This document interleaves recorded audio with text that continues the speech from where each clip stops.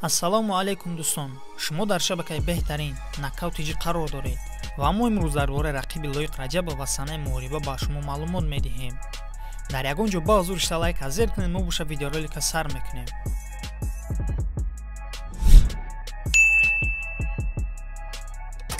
Расман Лоиқ Раҷабов бар зидди ҷангавари аргентинӣ Эстебан Рибович санаи 4 март дар турнири UFC 285 набард мекунад.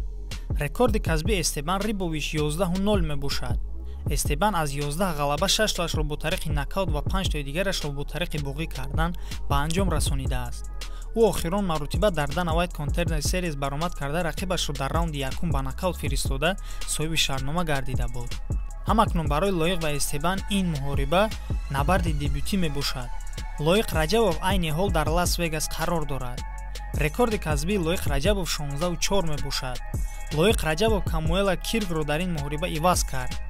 Лоиқ ва Эстебан дар як толори варзишӣ машқу тамрин мекунанд. Менеҷерашон бошад Али Абдулазиз аст.